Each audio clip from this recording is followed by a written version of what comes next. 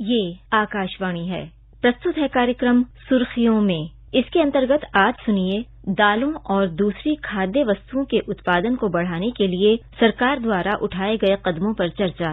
इसमें भाग ले रहे हैं वरिष्ठ पत्रकार एसपी सिंह और आकाशवाणी संवाददाता कमल कुमार प्रजापति। उपभोक्ताओं के लिए खाद्य वस्तुओं के दाम न बढ़ें, दालों और दूसरी खाद्य वस्तुओं का देश में ज्यादा से ज्यादा उत्पादन हो और कृषकों को भी उसका अच्छा लाभ मिले, इसके लिए सरकार ने बीते सालों में कई अहम योजनाएं चलाई हैं, कई महत्वपूर्ण कदम उठाए हैं। मिस्टर सिंह, अगर हम दालों की मांग को पूरा करने के संबंध में सरकार ने जो हाल ही में एक निर्णय लिया है, उससे ही चर्चा की अगर शुरुआत करें तो जैसा कि सरकार ने मसूर की दाल पर आयात शुल्क को कम करने का, कस्टम ड्यूटी घटाने का निर्णय लिया है, जिस संबंध में वित्त मंत्री द्वारा राज्यसभा में एक अध्यादेश भी रखा गया। तो आपको क्या लगता है कि जो ऐसे निर्णय हैं वो किस तरह से बढ़ती हुई महंगाई है उसको नियंत्रित करने में और उपभोक्ताओं को सुलभ तरीके से खाद्य वस्तुएं उपलब्ध हों, इसके लिए कितने अहम है ये कदम?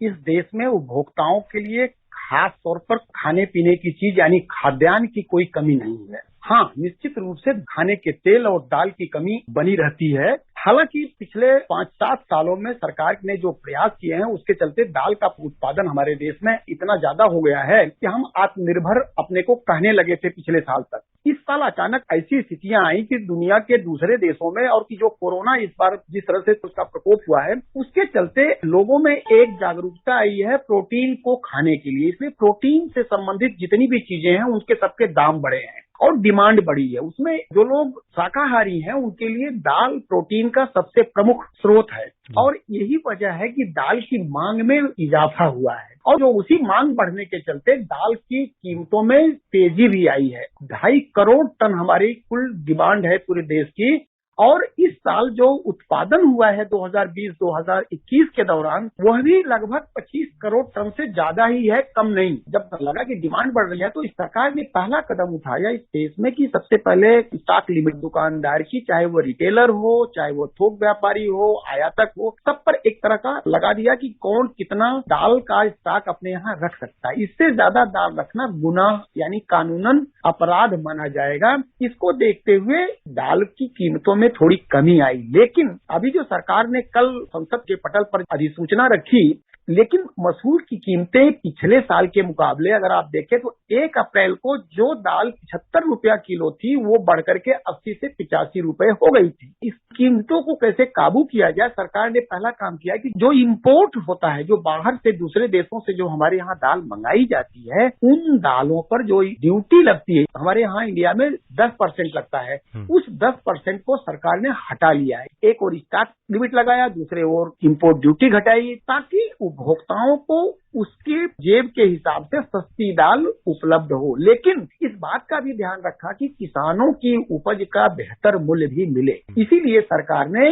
मसूर की दाल का जो न्यूनतम समर्थन मूल्य वो 51 रुपए पर केजी निर्धारित किया है। किसानों को उसके उपज का अच्छा मूल्य मिले, उपभोक्ताओं को उचित मूल्य पर उसको दाल मिले। इस बात को सुनिश्चित करने के लिए सरकार ने ये 2-3 बड़े कदम उठाए। एक जो आपने बात कही कि भंडारण और जो प्रोक्योरमेंट के अलावा जो खाद्य वस्तु हैं उनको लाने ले जाने के लिए अच्छी व्यवस्था को पुख्ता करना, तो ये एक बड़ी महत्वपूर्ण बात आ जाती है और इस दिशा में हमने देखा है कि व्यवस्था को दुरुस्त किया गया है कि जो प्रोक्योरमेंट है उसकी व्यवस्था अच्छी हो, भंडारण अच्छा हो और जो परिवहन है उससे भी फसलें बर्बाद ना हो और उपभोक्ताओं तक सही तरह से पहुंचाया जाए। तो इस संबंध में कैसे हम देख सकते हैं कि उत्पादन को बढ़ाने में मदद मिल रही है?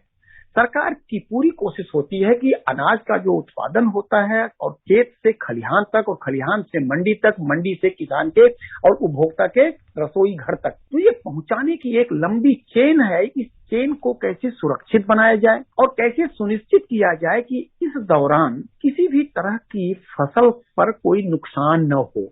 क्योंकि हमारे देश में पिछले 5-7 साल पहले एक सर्वेक्षण कराया गया था, उसमें ये पाया गया कि जो टोटल प्रोडक्शन होता है उसका 27% तक अनाज या जो बागवानी के फल फूल सब्जियां हैं वो खेत से खलिहान और खलिहान से उपभोक्ता के थाली तक पहुंचने में 27% तक सड़ जाती है या नष्ट हो जाती है या किसी न किसी तरह खराब हो जाती है। इसको कैसे घटाया जाए, सरकार ने इस दिशा में बहुत ही पुख्ता कदम उठाया है। इसके लिए एक बड़ी योजना प्रधानमंत्री खाद्य संपदा योजना करके शुरू किया गया है, ताकि अनाज की बर्बादी को कैसे रोका जाए। सबसे पहला काम किया कि लॉजिस्टिक को कैसे ठीक किया जाए।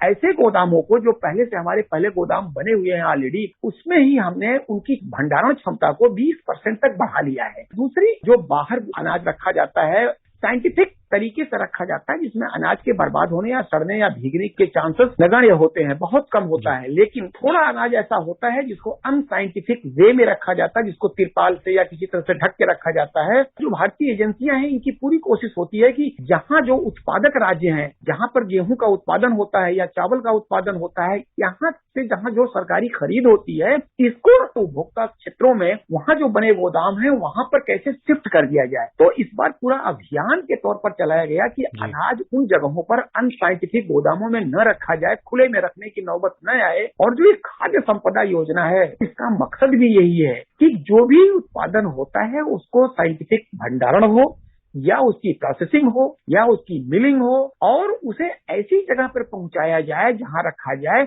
जहां जिसकी जरूरत है। सरकार का ध्यान इस ओर भी है कि किसानों को खाद उचित दाम पर मिले। जैसे 2 महीने पहले सरकार ने पोषण आधारित खादों पर सब्सिडी बढ़ाने का निर्णय लिया। जिस तरह से अंतर्राष्ट्रीय कीमत खादों की लगातार बढ़ी है, लेकिन किसानों को उचित दाम पर खाद मिले, इसलिए सरकार इस तरह की सब्सिडी स्कीम्स ला रही है। तो इससे किस तरह से खाद्य वस्तुओं की उपलब्धता को सुनिश्चित करने में और उनके उत्पादन को बढ़ाने में मदद मिलेगी? कृषि क्षेत्र के लिए सबसे जरूरी है जो इसके इनपुट्स होते हैं। इनपुट में सबसे जरूरी चीज होती है खाद, जो फसलों के उत्पादन को, उत्पादकता के लेवल को कई गुना तक बढ़ा सकती है। और सरकार को यह पता है कि किसानों को जो जरूरी है वो कैसे बेहतर तरीके से, कैसे समय से उपलब्ध कराई जाए। तो जब अंतर्राष्ट्रीय बाजार में खाद के दाम जब बहुत तेजी के साथ बढ़ने लगे, तो जो हमारी घरेलू जो कंपनियां हैं खाद बनाने वाली, उसके सामने मुश्किलें पेश आने लगी। तो किसानों को महंगी खाद मिलने की आशंका बढ़ने लगी। सरकार ने तत्काल हस्तक्षेप किया। हस्तक्षेप करते हुए जो इम्पोर्ट हो रही थी महंगी खादें, उन खादों को सस्ते में, यानी सरकारी खजाने से पैसा खर्च करके फर्टिलाइजर में सब्सिडी दे करके उन खाद के दाम जो बढ़े हुए आ रहे थे उनको सस्ता किया, ताकि किसानों पर किसी भी तरह का बोझ न पड़े और फसलों की पैदावार पर कोई विपरीत असर न पड़े। इसलिए सरकार ने उस पर कई हजार करोड़ की सब्सिडी देने का फैसला लिया। प्रधानमंत्री ने सीधे हस्तक्षेप करते हुए किसानों के हित में यह फैसला लिया, बहुत इसे सराहा गया। और खेती में डीएपी यानी जो हमारे यहाँ खाद आती है, उसमें सर्वाधिक उपयोग इन्हीं खादों का होता है और ये लगभग 100% सब दूसरे देशों से ही आयात की जाती है।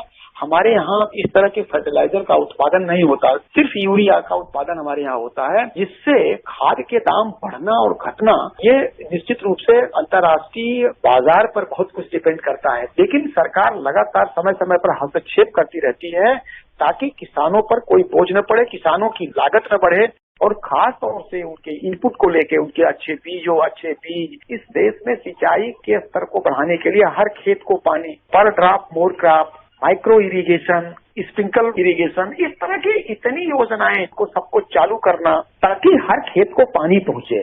दूसरा था कि देश के सारे किसानों के खेत की मिट्टी की जांच कराई, सॉइल हेल्थ कार्ड बना कि किस खेत को, किस मिट्टी को क्या जरूरत है, किस तरह की चीजों के इनपुट उसमें चाहिए। जहां जिसकी जिस तरह की कमी हो, वो थोड़े से ही इनपुट डालने पर उत्पादन ज्यादा बढ़ जाता है। तो सरकार ने इस पर बहुत ध्यान दिया है, खास तौर से फर्टिलाइजर के उपलब्धता बनाने पर, बीज की उपलब्धता बनाने पर, सिंचाई की सुविधा देने के लिए। और उसके बाद जब उनकी उत्पादन हो जाता है तो उनकी उपज को कैसे बेहतर मूल्य मिले, इस बात का भी पूरा ध्यान रखती है। लेकिन इसके साथ साथ इस बात का भी ध्यान रखती है, जो आपने शुरू में पहला सवाल किया था कि उपभोक्ताओं को कहीं महंगी चीज न मिले, तो उपभोक्ताओं को उचित मूल्य पर कोई सामान मिले, किसानों को नुकसान न हो, उनके इनपुट के आधार पर जो उनकी लागत आती है उससे बेहतर मूल्य मिले। बाजार में अगर उससे बेहतर मूल्य मिलता है तो किसान को इस बात की सुविधा दी गई है कि वो किसी भी बाजार में कहीं भी अपने चीजों को बेच सकता है। इस दिशा में बहुत सराहनीय कार्य किया है। मिस्टर सिंह, आप कार्यक्रम में जुड़े और विषय पर आपने अपने महत्वपूर्ण विचार रखे। हमसे जुड़ने के लिए आपका बहुत बहुत धन्यवाद। आपको भी बहुत बहुत धन्यवाद। अभी आप सुन रहे थे दालों और दूसरी खाद्य वस्तुओं के उत्पादन को बढ़ाने के लिए सरकार द्वारा उठाए गए कदमों पर चर्चा। इसमें भाग ले रहे थे वरिष्ठ पत्रकार एसपी सिंह और आकाशवाणी संवाददाता कमल कुमार प्रजापति। ये कार्यक्रम आकाशवाणी के समाचार सेवा प्रभाग द्वारा प्रस्तुत किया गया।